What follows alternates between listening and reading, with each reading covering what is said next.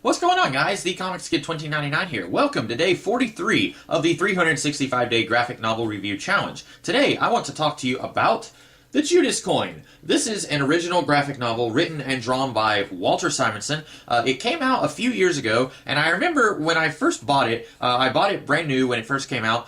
I bought it because I thought that it was going to be a Batman story. It's got Two-Face and Batman prominently featured on the cover. It's called the Judas coin, so I figured that the story would somehow involve Two-Face trying to steal some ancient coin or something because he's obsessed with his coin. I figured that it was going to be a Batman story, and I'm a huge Batman fan. I love Batman, and I love Walter Simonson's artwork. He's a great artist. He's a pretty good writer also, so I figured, okay, this is a no-brainer. I definitely want this. And when I first read it, I was initially disappointed because that's not what it is. Instead, this is the story of a Judas coin going through several different hands over the centuries. We get to see it at the beginning whenever Judas gets his 30 pieces of silver for betraying Jesus Christ, and then we get to see this coin pass through different people and go through the centuries and about 2,000, 3,000 years, something like that. And I say 3,000 because it goes way up into the future, not just the present day. And after my initial disappointment of this not being a Batman Two-Face story, I really enjoyed this book. What I really like about it is that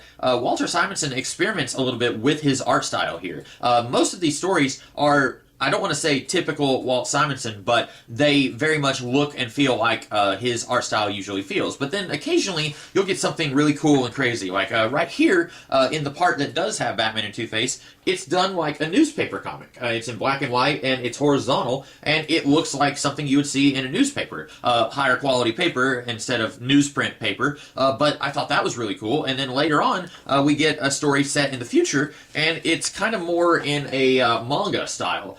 You can see that Simonson is changing it up a little bit. The art is still by Simonson, but it doesn't look exactly like what he would normally draw. But then earlier parts of the book, they look a lot more like what Simonson would draw. Like here's something that kind of looks like what it might come out of Thor or something like that. But that's more typical Walt Simonson art. But I really love that Simonson had the courage to change it up a little bit and try and do different kinds of styles depending on which story he was doing in this book. And I really love this story. It's a great story. It's a standalone story. That's what I love. I will always buy an original graphic novel from DC or Marvel, almost always, because I don't need any prior knowledge of what's going on in the DC universe or Marvel universe or whatever. And this is definitely a good example of that. If you know somebody who likes superheroes and they want to get into comics, but it's all too daunting, it's too overwhelming for them, you should tell them to go check out the Judas coin, which by now probably it exists in paperback. I don't know, because I bought this when it first came out and it was just in hardcover at the time, but